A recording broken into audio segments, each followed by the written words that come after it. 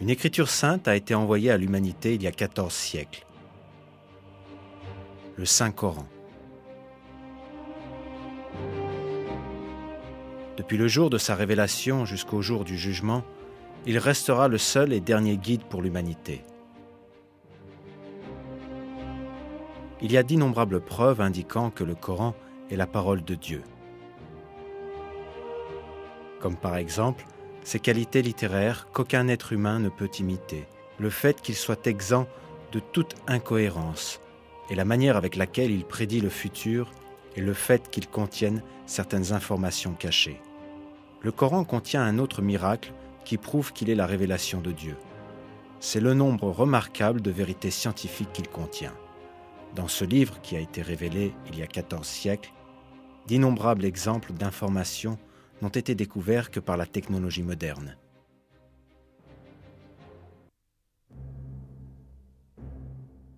Les hommes de cette époque étaient dépourvus de science. Les conceptions de la nature de l'univers étaient basées sur la superstition et les mythes.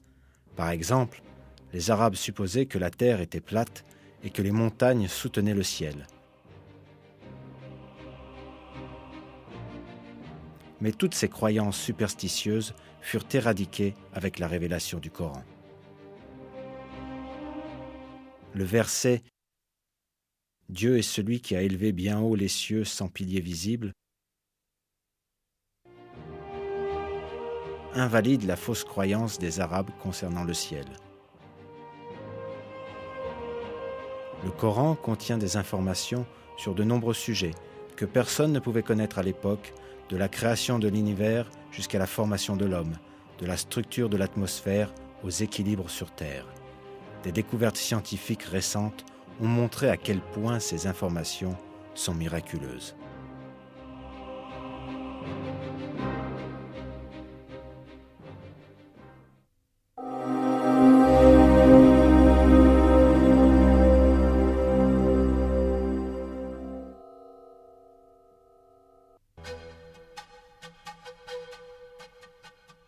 Au début du XXe siècle, le point de vue prédominant à travers le monde était que l'univers était infini. Selon ce point de vue, connu sous le nom de modèle d'univers statique, l'univers n'a pas de fin ni de commencement.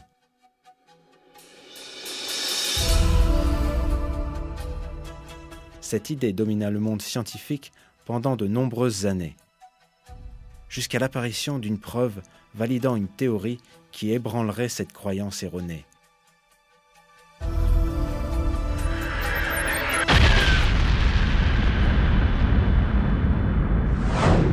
La théorie du Big Bang.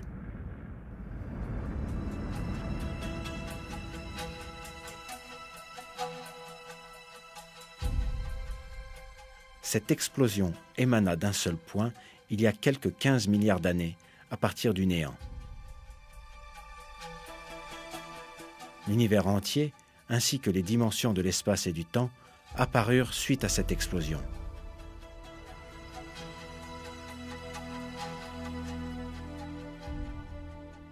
De nombreuses conclusions scientifiques soutiennent aujourd'hui la théorie du Big Bang. On a prouvé que l'univers a eu un commencement et qu'il est apparu à partir du néant par une énorme explosion. Ce fait, prouvé suite aux longues recherches dans le domaine de la physique, est également indiqué dans le Saint-Coran, et cela il y a 14 siècles.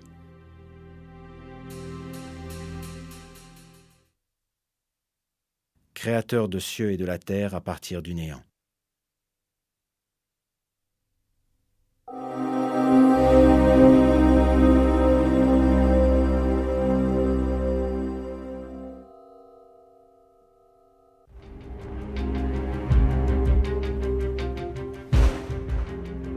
Des recherches menées grâce à la technologie avancée de notre époque, ainsi que des observations et des calculs, ont jeté la lumière sur plusieurs secrets concernant l'univers.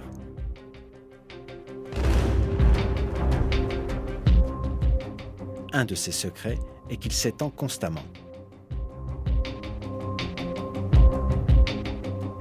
Cette idée d'expansion fut proposée pour la première fois au début du XXe siècle. Le physicien russe Alexander Friedmann et le cosmologiste belge Georges Lemaître, calculèrent théoriquement que l'univers est en mouvement permanent et qu'il s'étend.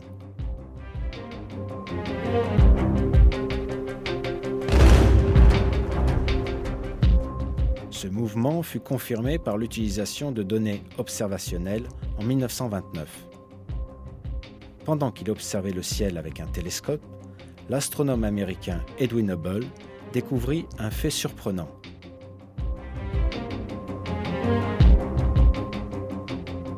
Les étoiles et les galaxies s'éloignaient constamment les unes des autres. Cette découverte est considérée comme une des plus importantes dans l'histoire de l'astronomie. Un univers où toutes les choses s'éloignent constamment les unes des autres implique un univers en expansion constante.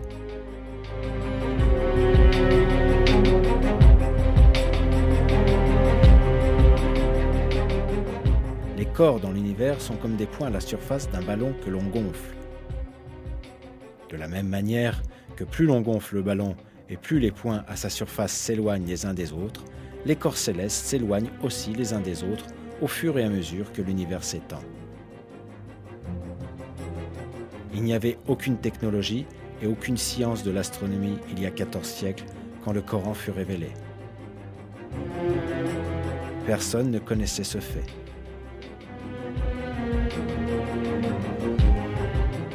Pourtant, des versets énoncent clairement que l'univers est en expansion.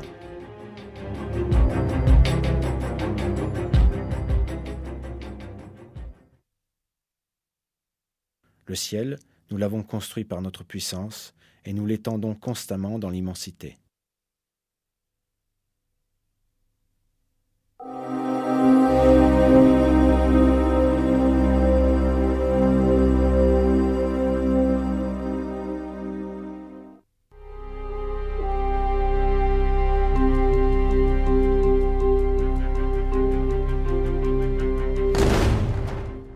Le corps humain.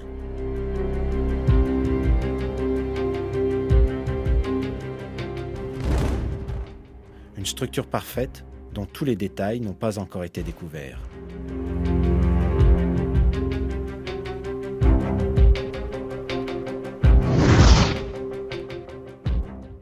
Les scientifiques engagés dans la recherche, en utilisant des technologies avancées, ont obtenu des résultats étonnants concernant le corps humain.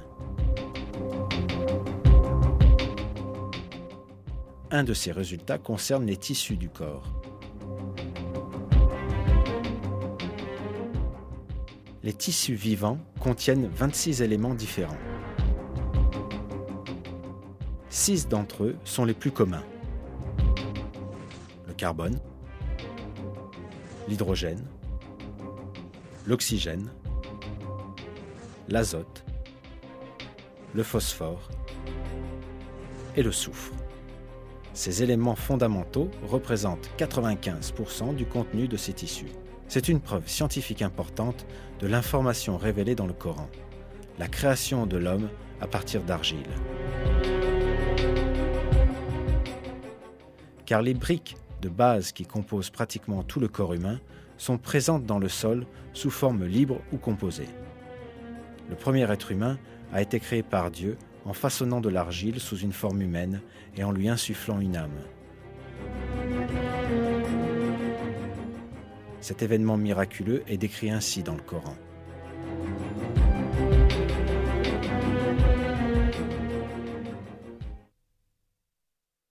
Quand ton Seigneur dit aux anges « Je vais créer d'argile un être humain », quand je l'aurai bien formé et lui aurai insufflé de mon esprit, jetez-vous devant lui prosternés.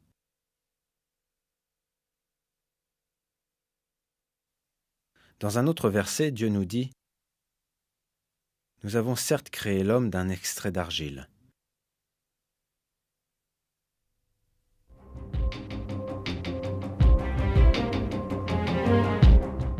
Le mot arabe « sulala », traduit par extrait dans le verset, signifie essence, exemple représentatif. L'information révélée dans le Coran il y a 1400 ans confirme ce que nous dit la science moderne, le fait que les mêmes éléments que l'on trouve dans le sol soient employés dans la création de l'homme.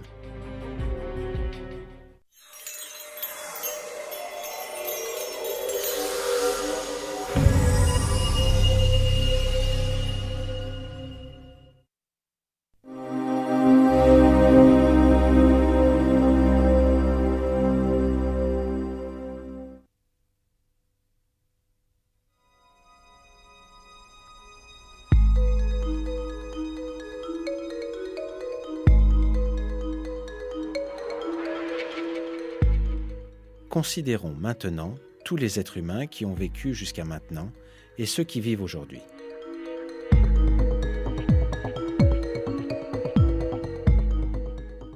Chaque personne a ses propres empreintes digitales.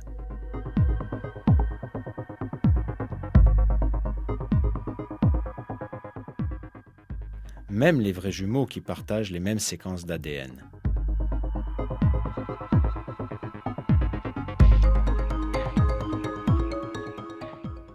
Car la formation des empreintes digitales est vraiment particulière.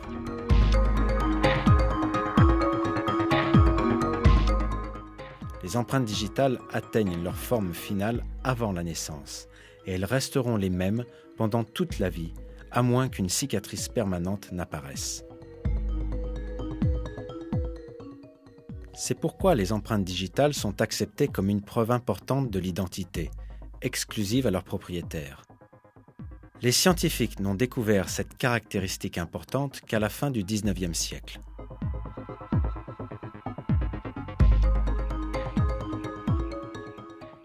Cependant, dans le Coran, Dieu met en évidence les empreintes digitales, ce qui n'a attiré l'attention de personne à l'époque et insiste sur leur importance.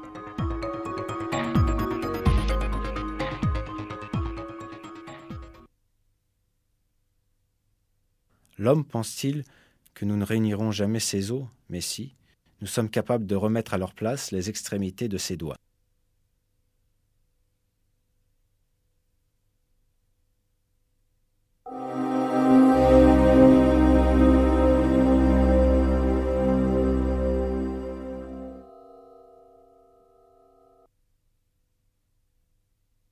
Il a créé les cieux et la terre en toute vérité. Il enroule la nuit sur le jour et enroule le jour sur la nuit.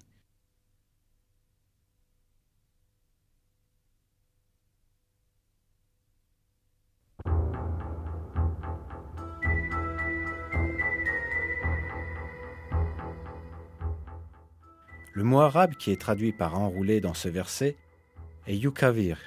En français, cela signifie envelopper une chose autour d'une autre chose ronde.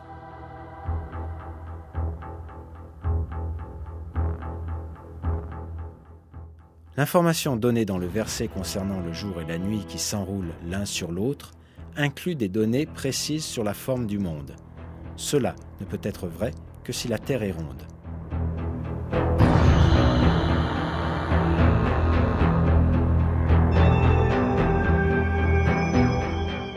Cependant, on pensait alors que le monde était plat.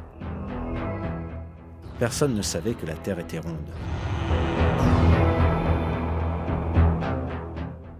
La révélation dans le Coran que la Terre est ronde est une des preuves innombrables que ce livre saint est la parole de Dieu.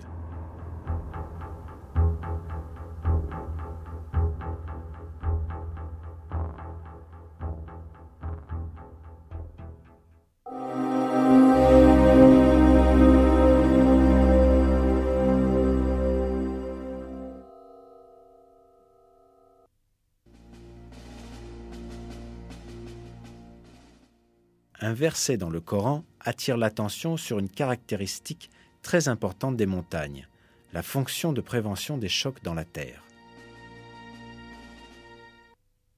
Et nous avons placé des montagnes fermes dans la terre afin qu'elles ne s'ébranlent pas en les entraînant.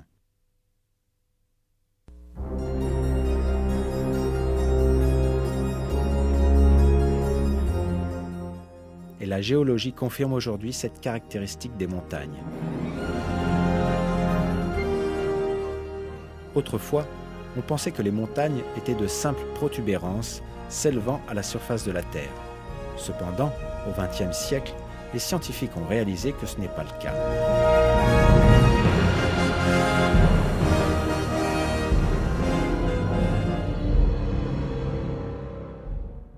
Les parties connues comme étant les racines des montagnes s'étendent aussi profondément que 10 à 15 fois leur propre hauteur.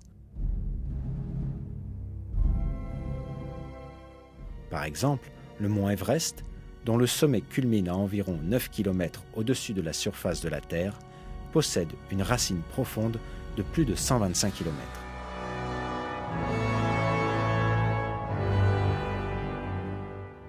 Les montagnes apparaissent suite au mouvement et aux collisions des plaques massives formant la croûte terrestre. Quand deux plaques entrent en collision, la plus solide glisse sous l'autre, celle du dessus se tord et forme des hauteurs et des montagnes. La couche du dessous avance dans les profondeurs et forme une extension profonde vers le bas.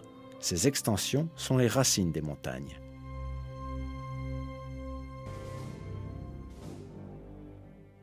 Grâce à leurs racines, les montagnes fixent la croûte terrestre.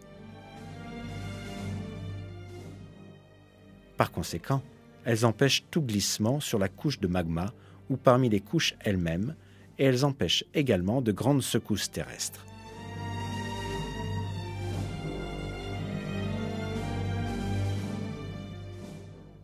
Avec ces caractéristiques, les montagnes peuvent être comparées à des clous maintenant des planches de bois ensemble. Dieu nous dit dans le Coran : «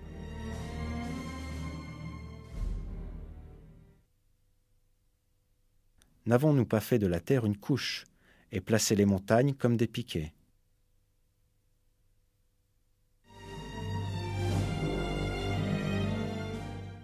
Le fait que cette fonction fût révélée dans le Coran, à une époque où personne ne le savait, est un autre des grands miracles du livre.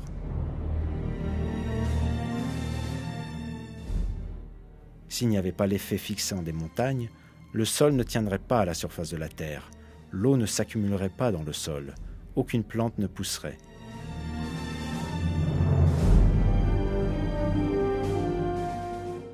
En bref, la vie sur terre serait impossible. Grâce à la miséricorde de Dieu, cependant, la terre est capable d'entretenir la vie.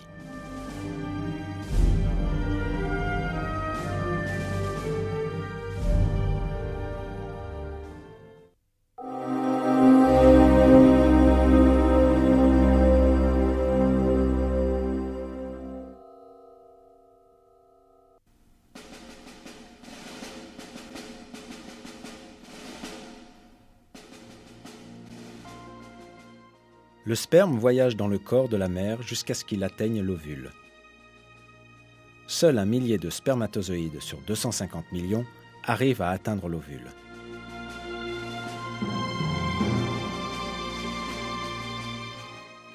À la fin de cette course de 5 minutes, l'ovule, de la moitié d'un grain de sel, ne laissera entrer qu'un seul des spermatozoïdes.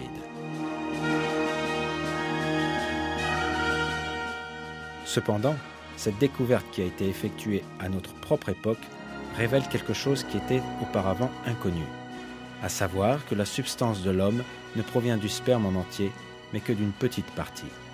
Cela est expliqué dans le Coran de la façon suivante.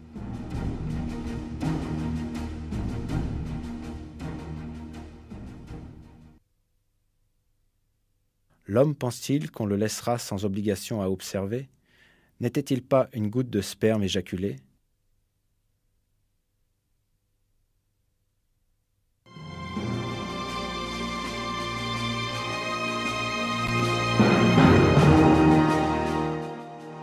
Une étude attentive montre que le Coran nous informe que l'homme n'est pas constitué à partir du sperme en entier, mais que d'une toute petite part. C'est aussi ce que dit la science moderne.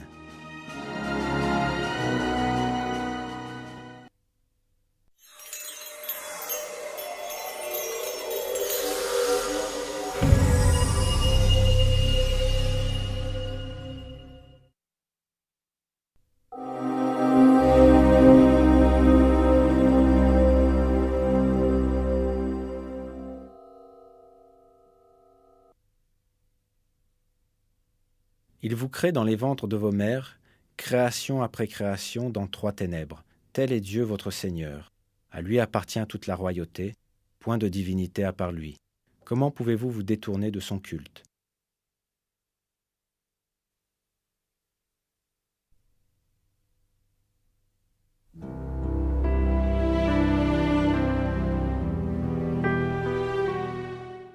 La biologie moderne a révélé que le développement embryonnaire du bébé se produit de la manière révélée par le verset.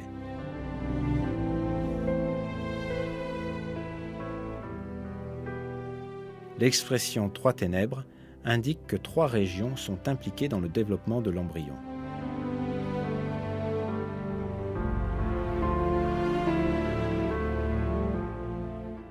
Il s'agit de la cavité de l'abdomen, de la cavité de l'utérus et de la cavité du placenta.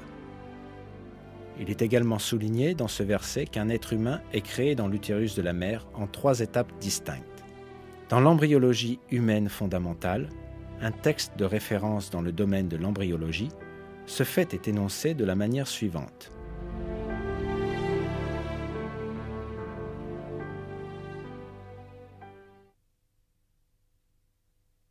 La vie dans l'utérus se déroule en 3 étapes. Pré-embryonnaire, les 2 premières semaines et demie. Embryonnaire, jusqu'à la fin de la 8e semaine. Et fétale, à partir de la 8e semaine jusqu'à l'accouchement.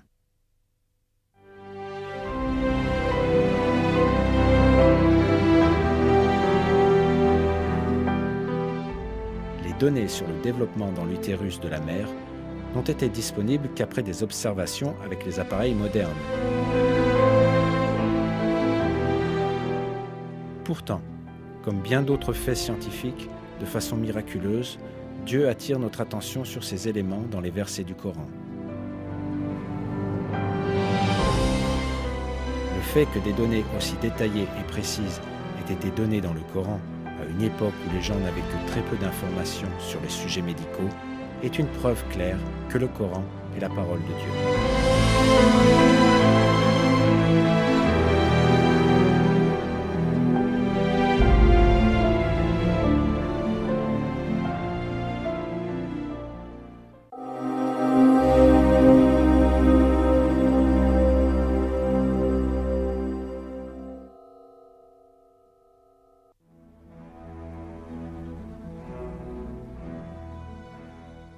Le développement d'un être humain dans l'utérus de la mère est plein de miracles. Les oreilles du fœtus commencent à se développer dès le 22e jour de grossesse et elles deviennent pleinement fonctionnelles au 4e mois. Après cela, le fœtus peut entendre les sons dans l'utérus de la mère. Pour cette raison, le sens de l'ouïe se forme avant les autres fonctions vitales pour un bébé nouveau-né. L'ordre indiqué dans le Coran est frappant de ce point de vue.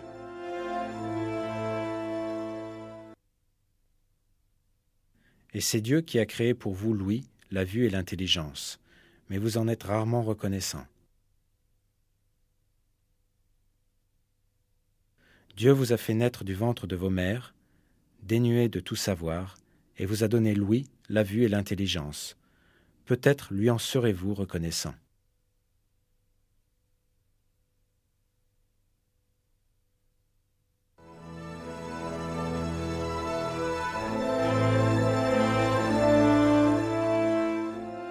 Une étude attentive montre que les sens auxquels Dieu fait référence dans le Coran sont toujours mentionnés dans un ordre particulier.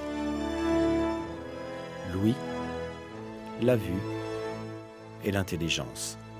C'est exactement le même ordre suivi par le développement des sens d'un bébé.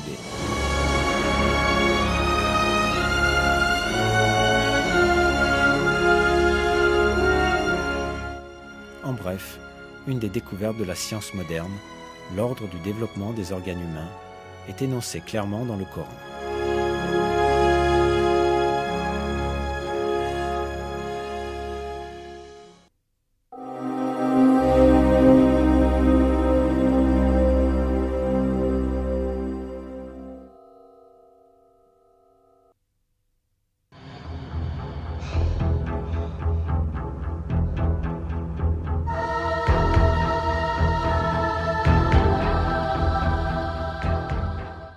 Le Coran met un accent particulier sur un élément.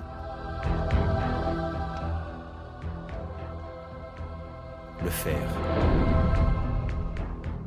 Dans la sourate Al-Hadid, signifiant le fer, on apprend ce qui suit.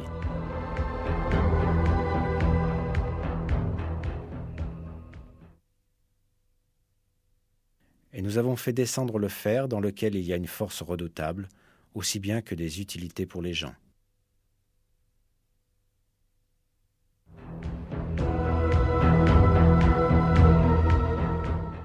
On peut penser que le mot « azalna », traduit par « nous avons fait descendre » et utilisé pour le fer dans le verset, puisse avoir un sens métaphorique, pour expliquer que le fer a été accordé pour le bénéfice des hommes. Mais quand on prend en considération la signification littérale du mot, on réalise que ce verset implique un miracle scientifique très significatif. Cette signification est faire descendre physiquement du ciel, comme dans le cas de la pluie et des rayons du soleil.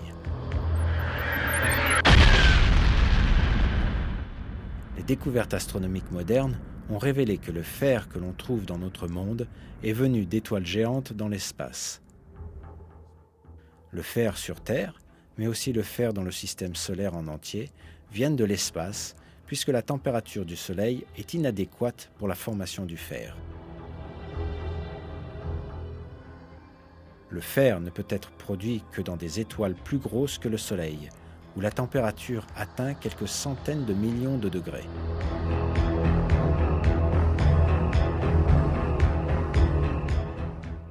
Quand la quantité de fer excède un certain niveau dans une étoile, celle-ci ne peut plus s'en accommoder et elle finit par exploser en ce qu'on appelle une nova ou supernova.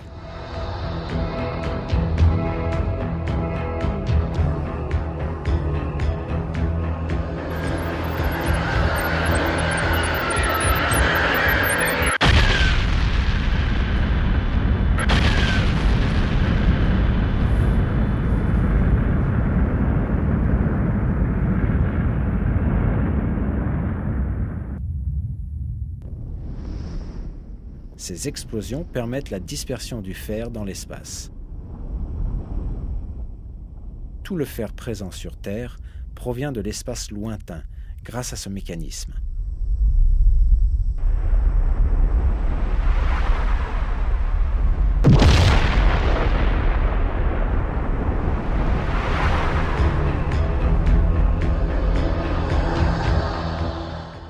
En d'autres mots, le fer est descendu sur Terre, comme nous l'apprend le verset.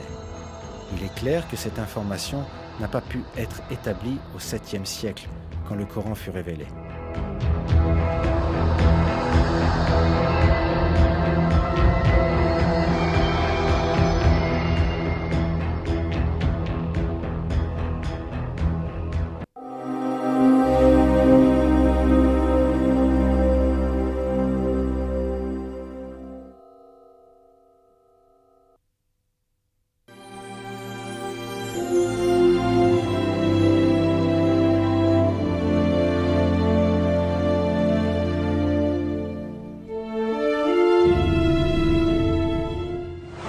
Il existe plus de 100 milliards de galaxies dans l'univers visible et chaque petite galaxie contient approximativement 1 milliard d'étoiles.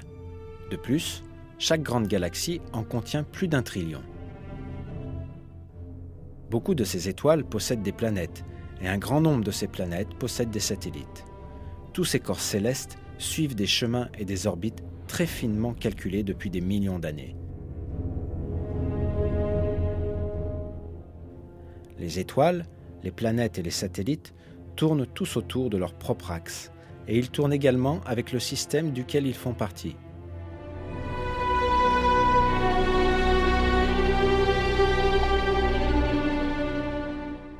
L'univers fonctionne suivant un ordre, tout comme les rouages d'une machine.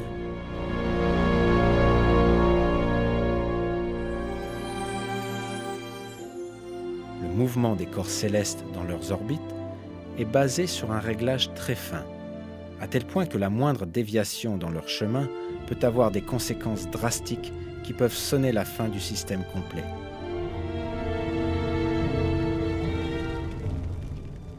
Par exemple, les conséquences d'une déviation de la course de la Terre de simplement 3 mm ont été décrites ainsi.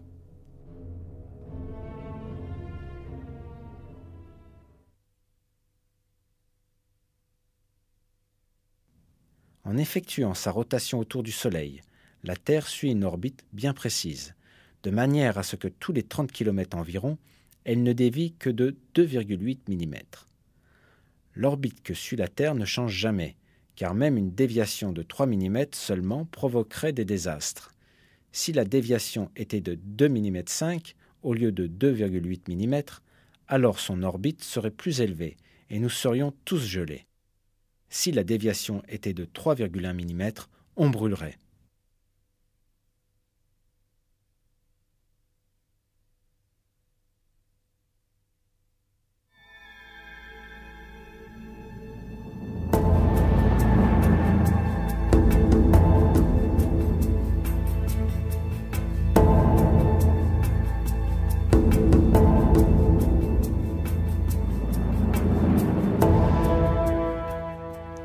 Ces faits n'ont été découverts que grâce à des recherches en astronomie au XXe siècle.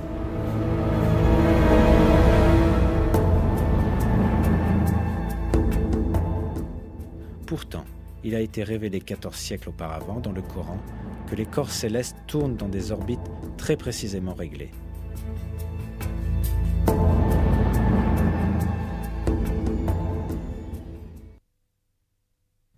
Par le ciel aux voies parfaitement tracées.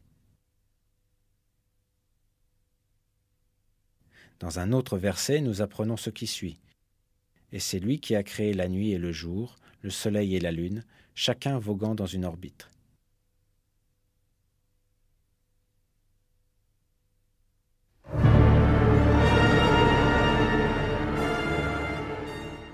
Selon les calculs des astronomes, le Soleil se déplace le long d'un chemin appelé l'apex solaire, dans le chemin de l'étoile Véga, de la même manière qui est révélée dans le Coran.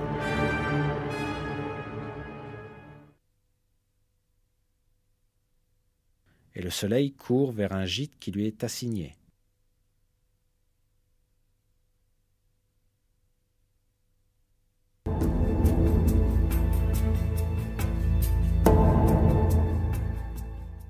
À l'époque de la révélation du Coran, l'humanité ne possédait aucun télescope pour scruter l'espace lointain, à des millions de kilomètres de distance, ni des technologies d'observation ou la science moderne de la physique et de l'astronomie.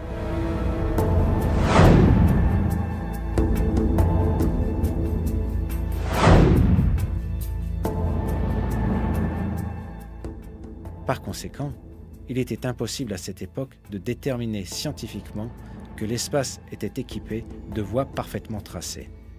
Cependant, ce fait est énoncé clairement dans le Coran, lequel est descendu à cette époque-là, car le Coran est la parole de Dieu.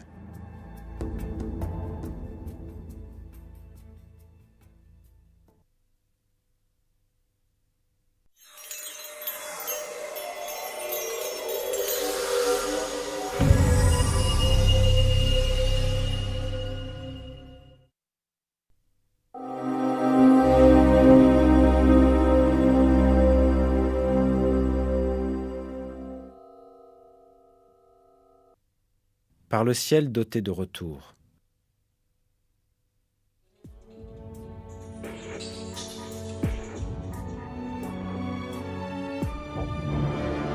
Le mot raj, traduit par retour dans le verset, exprime aussi la notion de renvoi. Cela montre un fait scientifique important. L'atmosphère entourant la Terre est composée de plusieurs couches. Chaque couche sert à un but important pour le bénéfice de la vie sur Terre. Elles ont la fonction de repousser dans l'espace les matériaux ou les rayons auxquels elles sont exposées, ou de les laisser passer vers la Terre. Par exemple, la troposphère, 13 à 15 km au-dessus de la Terre, permet à la vapeur d'eau montant de la surface de la Terre de se condenser et de revenir sous forme de pluie. La couche d'ozone, la couche la plus basse de la stratosphère, à une altitude de 25 km, réfléchit les radiations nuisibles et la lumière ultraviolette venant de l'espace et les renvoie dans l'espace.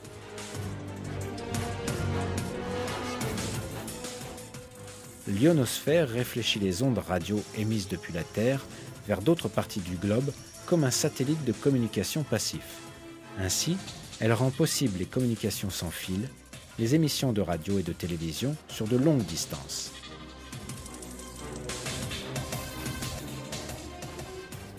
La couche de la magnétosphère renvoie vers l'espace les particules radioactives nuisibles émises par le Soleil et les autres étoiles avant qu'elles n'atteignent la Terre. Le fait que cette propriété des couches de l'atmosphère, qui n'a été démontrée que récemment, fut annoncée il y a des siècles de ça dans le Coran, confirme une fois de plus que le Coran est la parole de Dieu.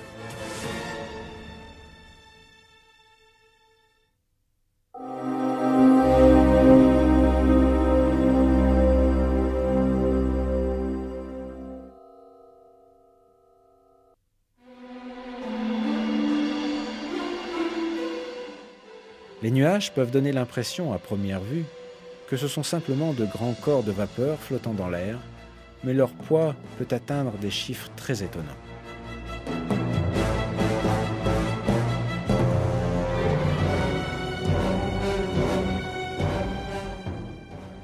Par exemple, un cumulonimbus, connu comme le nuage d'orage, peut contenir jusqu'à 300 000 tonnes d'eau. Le fait qu'une masse de 300 000 tonnes d'eau puisse rester en l'air est proprement stupéfiant. L'attention est portée sur le poids des nuages dans le Coran.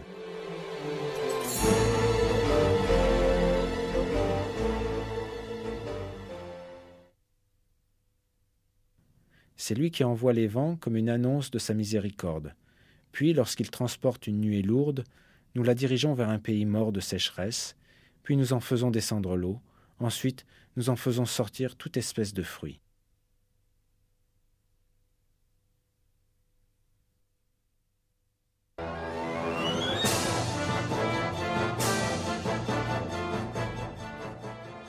À l'époque où le Coran fut révélé, il était bien sûr impossible d'avoir la moindre information sur le poids des nuages. Cette information, révélée dans le Coran, mais découverte que récemment, est une autre preuve que le Coran est la parole de Dieu.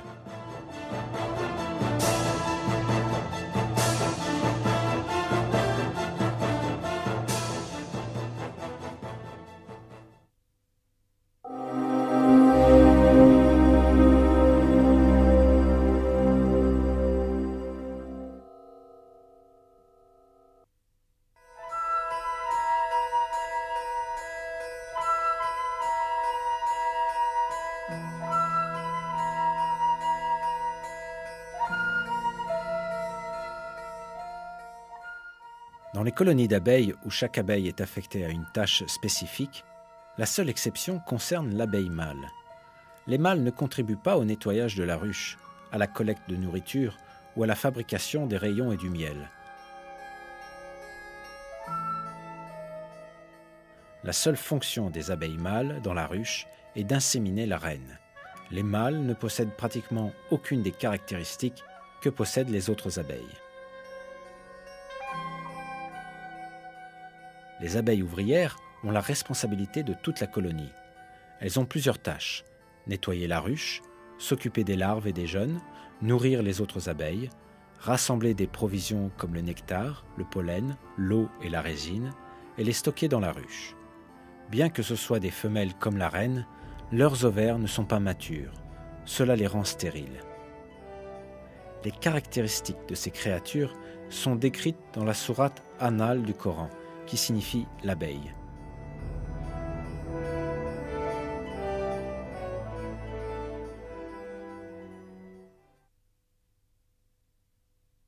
Et voilà ce que ton Seigneur révéla aux abeilles. Prenez des demeures dans les montagnes, les arbres et les treillages que les hommes font, puis mangez de toute espèce de fruits, et suivez les sentiers de votre Seigneur rendus faciles pour vous. De leur ventre sort une liqueur, aux couleurs variées, dans laquelle il y a une guérison pour les gens. Il y a vraiment là une preuve pour des gens qui réfléchissent.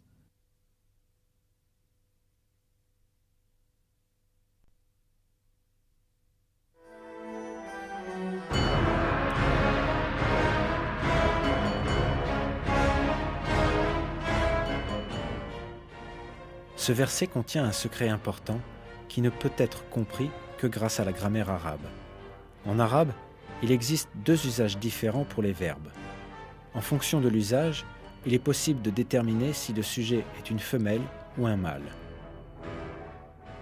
En fait, les verbes utilisés pour les abeilles dans le verset sont utilisés avec le format des verbes au féminin. À travers cela, le Coran indique que les abeilles qui œuvrent à la construction du miel sont les femelles. On ne doit pas oublier que le sexe des insectes ne peut se révéler que par les observations biologiques modernes. Le fait que les ouvriers sont tous des femelles n'a été établi qu'à notre époque. Pourtant, Dieu montre un autre miracle du Coran en attirant notre attention sur ce fait dans les versets.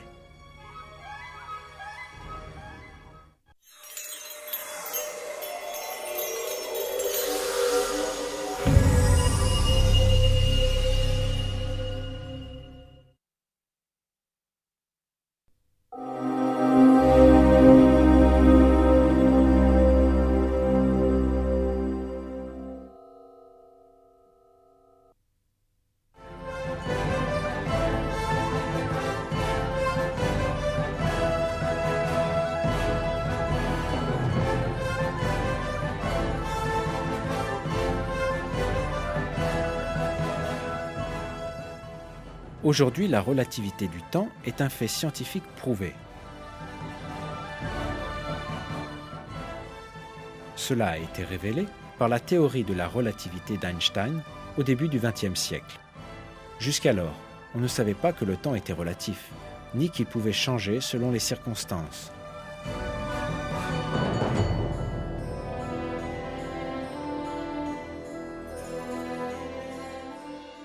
Pourtant, le célèbre scientifique Albert Einstein prouva ce fait en montrant que le temps est dépendant de la masse et de la vitesse.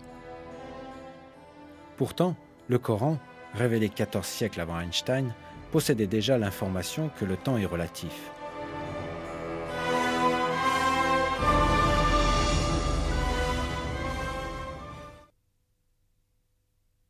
Cependant, un jour auprès de ton Seigneur équivaut à 1000 ans de ce que vous comptez.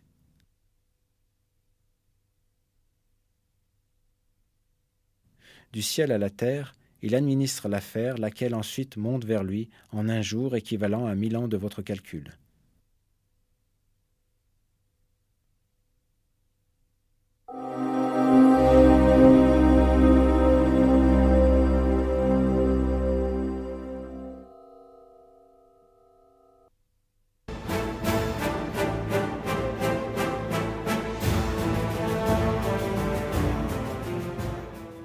On estime qu'en une seconde, approximativement 16 millions de tonnes d'eau s'évaporent de la Terre. Ce chiffre s'élève à 505 trillions de tonnes d'eau en une année. Ce chiffre est égal à la quantité de pluie qui tombe sur la Terre en un an, et cette quantité est identique chaque année. Par conséquent, l'eau circule continuellement selon un cycle équilibré, selon une mesure. Cependant, cette mesure délicate, déterminée seulement grâce aux moyens de la technologie moderne, fut révélée miraculeusement dans le Coran.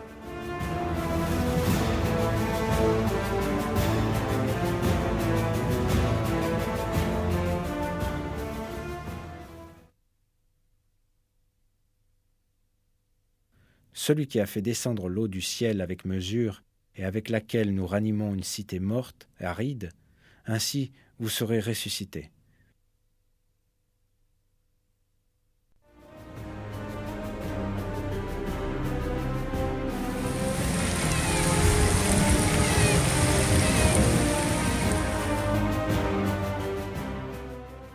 La vie sur Terre dépend de ce cycle de l'eau. Même une déviation mineure dans cet équilibre aboutira rapidement à un déséquilibre écologique qui rendra la Terre impropre pour la vie.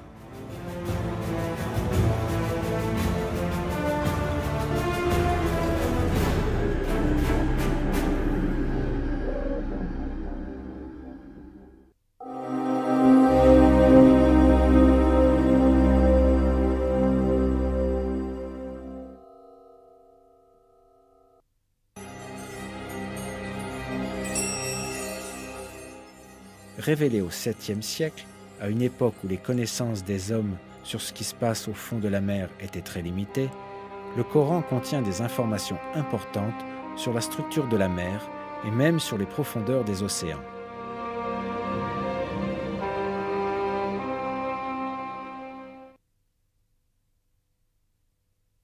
Il a donné libre cours aux deux mers pour se rencontrer. Il y a entre elles une barrière qu'elles ne dépassent pas.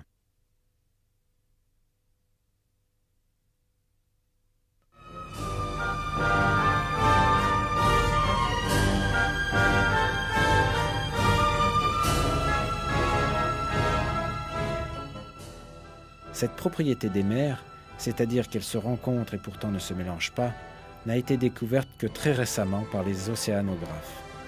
À cause de la force physique appelée tension de surface, les eaux de mer voisines ne se mélangent pas.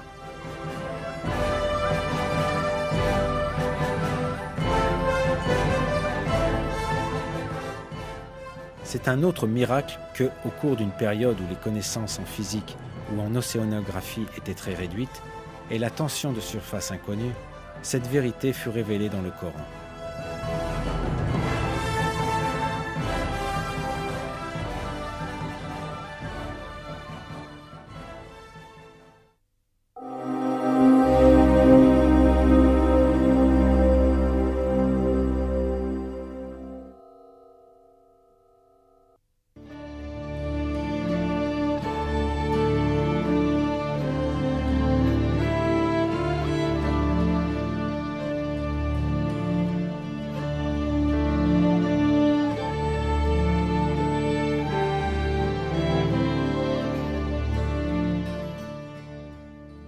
Le Coran est la parole de Dieu Tout-Puissant qui a créé toutes les choses à partir du néant et qui enveloppe tous les êtres avec son savoir.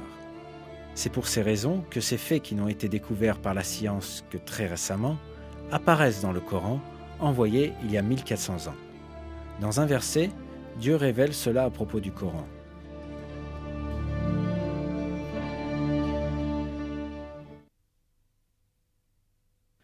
Ne méditent-ils donc pas sur le Coran? S'il provenait d'un autre que Dieu, ils y trouveraient certes maintes contradictions.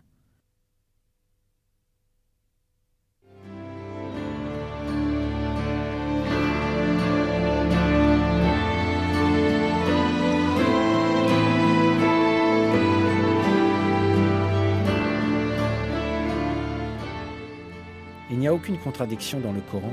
De plus, l'information contenue dans notre livre saint révèle de nouveaux miracles avec chaque jour qui passe. L'être humain doit s'accrocher fermement à ce livre divin révélé par Dieu, et il doit le recevoir avec un cœur ouvert, comme son seul et unique guide dans la vie. Dans le Coran, Dieu nous dit la chose suivante.